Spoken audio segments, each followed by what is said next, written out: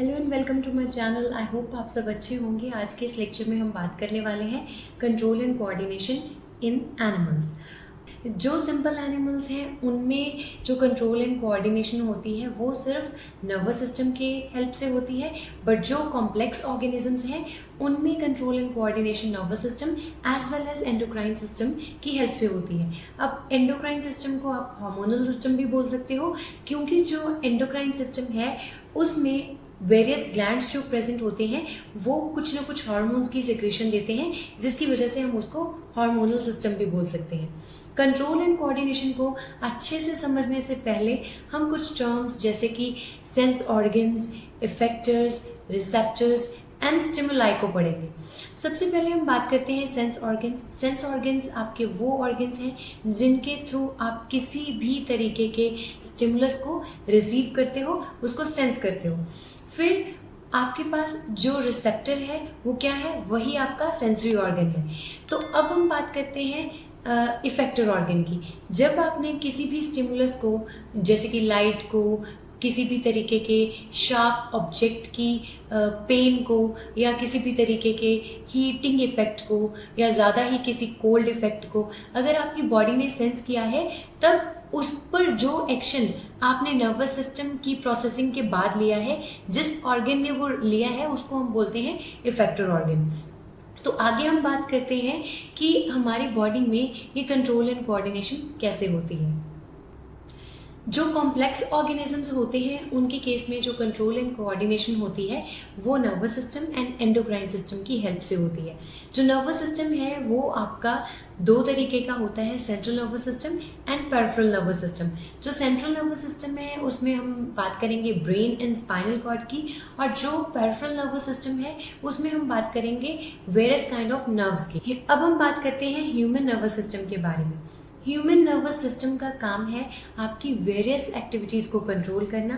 ये कैसे होता है, आपकी बॉडी के काफ़ी सारे ऑर्गन्स एक कोऑर्डिनेटेड फैशन में काम करते हैं, फिर आपकी एक्टिविटीज़ को कंट्रोल करते हैं, और इसको हम बोल देते हैं कंट्रोल एंड कोऑर्डिनेशन। सबसे पहले हम बात करेंगे न्यूरॉन के बारे में। तो न्यूरॉन को ही हम नर्वस सेल भी बोल सकते हैं, क्योंकि वो जो न्यूरॉन होता है वो आपका नर्वस टिश्यू बनाता है। क्योंकि हमें पता है जो सेल्स हैं उनका जो एग्रीगेट है उसको हम क्या बोलते हैं, टिश्यू। ऐसे ही जब आप न्यूरॉन्स का एग्रीगेट लोगे तो क्या बनेगा, आपका नर्वस टिश्यू।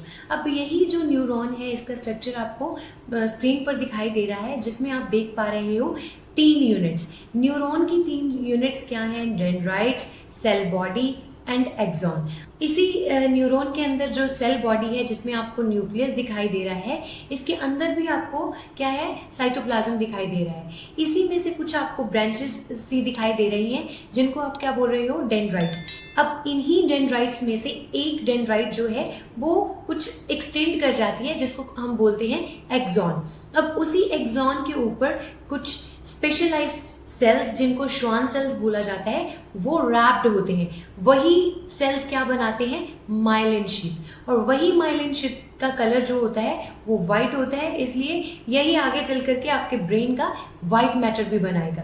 अब जो आपकी माइलिन शीथ है इसका एक अच्छा खासा रोल हम इस लेक्चर में देखेंगे कि जो न्यूरॉन्स हैं उनमें जब आपकी नर्व इम्पल्स कंडक्शन होनी है, तब वहाँ पर यही माइलिन शीथ जो है वो इसी नर्व इम्पल्स को क्या बना देती है, थोड़ा फास्ट बना देती है। ये ज़रूरी नहीं है कि हर एक न्यूरॉन के ऊपर श्वान सेल्स की ऐसे माइलिन लेयर प्रेजेंट होगी। कुछ न्यूरॉन्स के ऊपर प्रेजेंट होती है और कुछ के ऊपर प्रेजेंट नहीं होती। जिनमें प्रेजेंट रहेगी वहाँ पर नर्व इम्पल्स जो है वो फास्ट कंडक्ट होगी। अब इसी जो एक्सॉन की एंडिंग को अगर हम देखें, तब वहाँ पर आपको क्या दिखाई दे रहे हैं, एक्सॉनल एंड्स।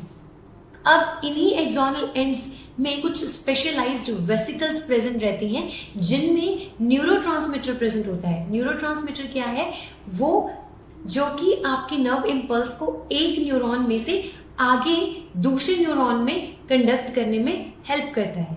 जो मैसेजेस न्यूरॉन्स ट्रांसमिट करते हैं नर्वस सिस्टम में, वो इलेक्ट्रिकल इम्पल्स की फॉर्म में होते हैं, जिनको हम नर्व इम्पल्सेस भी बोल सकते हैं या फिर सिंपल इम्पल्स भी बोल सकते हैं।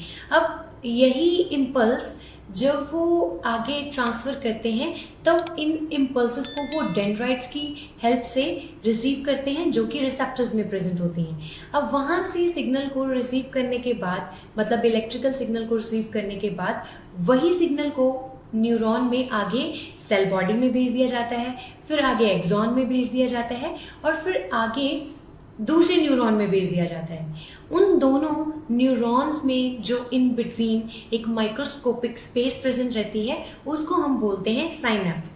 न्यूरॉन्स आगे 3 तरीके के होते हैं, sensory neurons, motor neurons and relay neurons.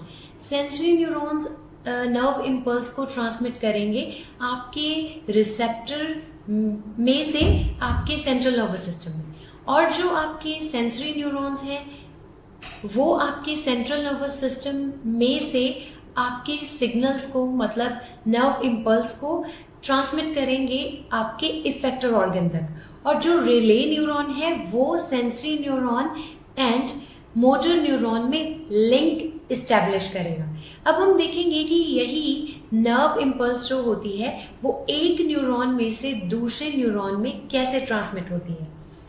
जो एक न्यूरॉन है उसके 3 पार्ट्स हमने डिस्कस किए, और वैसे ही जब यही एक न्यूरॉन दूसरे न्यूरॉन के साथ अटैच होगा तो वो डायरेक्ट ऐसे ही अटैच नहीं होगा, उनमें कुछ गैप होता है। अब एक न्यूरॉन की डेंड्राइट दूसरे न्यूरॉन के एक्सोनल एंड के कांटेक्ट में होगी। अब जिस न्यूरॉन ने सिग्नल रिसीव किया उसको हमने बोला सेंसरी न्यूरॉन। अब वही सेंसरी न्यूरॉन में जब एक नर्व कंडक्ट होगी, नर्व इम्पल्स कंडक्ट होगी, तो जब वो उस न्यूरॉन के एंड, मतलब एक्सोनल एंड में पहुंचेगी, उस एक्सोनल एंड में कुछ वेसिकल्स प्रेजेंट होंगी। अब उन्हीं वेसिकल्स में न्यूरोट्रांसमीटर्स प्रेजेंट होंगे। अब जब signal in the form of electrical impulse उस वेसिकल के साथ स्ट्राइक करेगा, तब वो वेसिकल हिट कर जाएगी उस एक्सोनल नॉब की वॉल के साथ, और वहां से केमिकल जो है न्यूरोट्रांसमीटर, मतलब जिसको एसिटाइलकोलिन बोला जाता है, वो रिलीज हो जाएगा 2 न्यूरॉन्स के गैप के बीच में, जिसको हम बोलते हैं साइनैप्स। और वहां से वो जो इलेक्ट्रिकल इम्पल्स एक न्यूरॉन में आई थी, अब उस गैप में वो कन्वर्ट हो गई है केमिकल इम्पल्स में। अब वही न्यूरोट्रांसमीटर सेकेंड न्यूरॉन की डेंड्राइट के ऊपर प्रेजेंट रिसेप्टर्स के थ्रू दूसरे न्यूरॉन में एंटर हो जाएगी, और फिर से वही केमिकल इम्पल्स चेंज हो जाएगी इलेक्ट्रिकल इम्पल्स में। ऐसे जो है 2 न्यूरॉन्स में नर्व कंडक्शन होगी। अब हम बात करेंगे ह्यूमन नर्वस सिस्टम के ऑर्गन्स के बारे में। इसमें हम बात करेंगे ब्रेन के बारे में, स्पाइनल कॉर्ड के बारे में एंड नर्व्स के बारे में। ब्रेन एंड स्पाइनल कॉर्ड को पूरी बॉडी के पार्ट्स के साथ कनेक्ट करवाती हैं नर्व्स।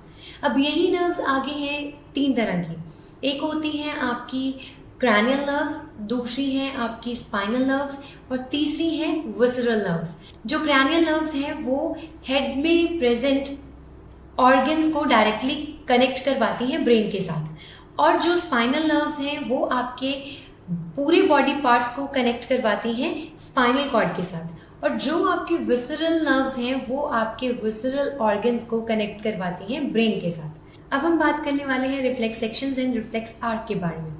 रिफ्लेक्स एक्शंस वो एक्शंस होते हैं जो आप तब परफॉर्म करते हो जब भी कभी आपको कोई सडन स्टिमुलस मिलता है और उसके रिस्पॉन्स में आप कोई एक्शन परफॉर्म करते हो विदाउट प्रोसेसिंग इन ब्रेन। मतलब आप कोई इनवॉलेंट्री एक्शन परफॉर्म करते हो बॉडी को किसी भी हार्म से प्रोटेक्ट करने के लिए। जैसे कभी अगर आपकी आंखों में कोई तेज रोशनी एंटर होती है, तब आप क्या करते हो, एकदम से अपनी आंखें बंद कर लेते हो, या आपका हाथ किसी हॉट ऑब्जेक्ट को टच कर जाए तब भी आप एकदम से अपना हाथ पीछे करते हो, या आपका हाथ या कोई बॉडी का और ऑर्गन किसी शार्प ऑब्जेक्ट को टच कर जाए तब भी आप अपने आप को एकदम से पीछे करते हो। या फिर आपको जब भी कभी आप साइकिलिंग कर रहे होते हो या आप ड्राइविंग कर रहे होते हो किसी भी और व्हीकल को, तब आप जब भी कभी सामने से एकदम से आपको लगता है कि कोई चीज़ ऐसी आ रही है जिसमें आप हिट कर सकते हो, तब आप एकदम से जो ब्रेक्स हैं उनको प्रेस कर देते हो, तब वो आप एकदम से करते हो, तब वो वहाँ पर आप सोच समझ के नहीं करते।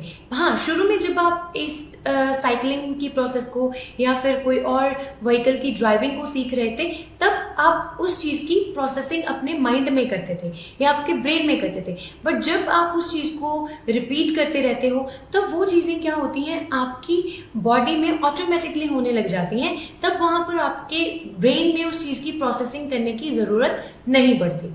अब अगर हम कोई भी ऐसे एकदम से बीच में से किसी भी तरीके की इंटरप्शन देखते हैं, जैसे आंखों के आगे एकदम से कुछ ऐसे चीज़ का आ जाना, तब आपकी आंखें जो हैं बंद हो जाएंगी। अब वो कैसे हो जाता है? अब वो ऐसे तो है नहीं कि आपने सोच करके वो एक्शन परफॉर्म किया, वो ऑटोमेटिकली हुआ। तो इनवॉलेंट्री एक्शंस जो आपकी बॉडी को किसी भी हार्म से प्रोटेक्ट करने के लिए हो जाते हैं, उनको हम रिफ्लेक्स एक्शंस बोल सकते हैं। अब जब इमेजिन कीजिए आपका हाथ किसी शार्प ऑब्जेक्ट को टच कर रहा है या किसी हॉट ऑब्जेक्ट को टच कर रहा है, तब आपका हाथ एकदम से पीछे हो जाता है। तब अगर आप अपने ब्रेन में उस चीज़ को पहले प्रोसेस करोगे कि मुझे अभी हाथ को, आपको फील हो रहा है कि मुझे हाथ में कुछ गर्म सा फील हो रहा है, क्या मैं इसको उठाऊं या ना उठाऊं, तब तक उस हीटिंग इफेक्ट के साथ आपके हाथ में कुछ ना कुछ डैमेज हो जाएगा। तब हम वहाँ पर अपना टाइम वेस्ट नहीं कर सकते। तब उस प्रोसेसिंग को ब्रेन में करने से पहले ही आपकी बॉडी में इस प्रोसेसिंग को स्पाइनल कॉर्ड के अंदर ही खत्म कर दिया जाता है, और फिर आपका जो एक्शन है वो इनवॉलेंट्री हो जाता है। मतलब आप बिना सोचे ही उस एक्शन को परफॉर्म कर लेते हो, और इस एक्शन को हम क्या बोलते हैं? Reflex action. मतलब बाहर से आपको कोई स्टिमुलस मिला, जैसे कि इस एग्जाम्पल में आपको हीट या शार्प ऑब्जेक्ट की फॉर्म में आपको स्टिमुलस रिसीव हुआ, फिर आपकी बॉडी में जिस ऑर्गन ने उसको सेंस किया, मतलब सेंसरी ऑर्गन ने सेंस किया, उसमें से एक इम्पल्स, क्योंकि वहां पर क्या है, डेंड्राइट्स प्रेजेंट है न्यूरॉन की, वहां से एक रिएक्शन, केमिकल रिएक्शन सेट हुई, जो कि आगे न्यूरॉन के अंदर इलेक्ट्रिकल सिग्नल की फॉर्म में मूव करी, फिर वो आपके स्पाइनल कॉर्ड तक गई। अब जो स्पाइनल कॉर्ड है, वहां पर आपकी सेंसरी न्यूरॉन की हेल्प से आगे ये रिले न्यूरॉन में आपका सिग्नल ट्रांसफर हो जाएगा।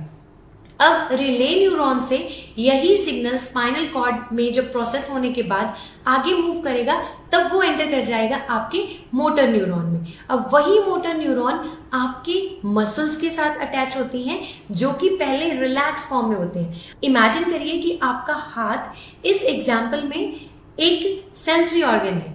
अब जब आपका प्रोसेसिंग हो गया है सिग्नल का स्पाइनल कॉर्ड में, तब वहां से रिले न्यूरॉन में से सिग्नल आगे एंटर कर गया है, किसमें? आपके मोटर न्यूरॉन में। तब वहां से मोटर इम्पल्स जनरेट होती है। वही मोटर इम्पल्स आपके मसल्स में कॉन्ट्रैक्शन करवा देगी और आपका हाथ वहां से मूव हो जाएगा। तो ऐसे आपका रिफ्लेक्स एक्शन जो है वो कंप्लीट हो जाएगा। अब इसी प्रोसेस को हम क्या बोलते हैं? Reflex arc. अभी आप एक चीज नोटिस करिएगा कि जो सेंसरी न्यूरॉन है वो आपको ऐसे कुछ कॉइल्ड फॉर्म में दिखाई दे रहा है, और उसके आगे न्यूरॉन जो है, जो रिले न्यूरॉन है, वो नॉर्मल है, और जो मोटर न्यूरॉन है वो भी नॉर्मल है। वो जो आपका सेंसरी न्यूरॉन है उसमें से लूप जैसा स्ट्रक्चर क्यों है? वो इसलिए है क्योंकि हमारे जो न्यूरॉन्स हैं उनकी कोई एक फिक्स शेप नहीं है। जो हमने पहले न्यूरॉन का स्ट्रक्चर देखा था उसमें आपने स्टार्टिंग में सेल बॉडी देखी थी, जिसमें से डेंड्राइट्स अराइज हो रही थी, फिर एक्सॉन था, फिर एट द एंड एक्सॉनल एंडिंग थी। अब कभी कभी ऐसे भी होता है कि जो न्यूरॉन है उसकी सेल बॉडी जो है वो सेंटर में प्रेजेंट होती है, और जो एक्सॉन्स हैं वो साइड्स पर अराइज हो रहे होते हैं। तब वहां पर इस जो सेल बॉडी को हम लूप की फॉर्म में डिनोट कर देते हैं। अब वही जो एक्शन होने के टाइम पर जो नर्व इम्पल्स जनरेट हुई, तो वहां पर जो रूट फॉलो हुआ या पाथवे फॉलो हुआ, उसको हम क्या बोलते हैं? Reflex arc. आई होप अब आप सबको इस टॉपिक की क्लैरिटी है। अगर आपको स्टिल कोई डाउट्स हैं, then you can ask me in comment section. Thank you for watching.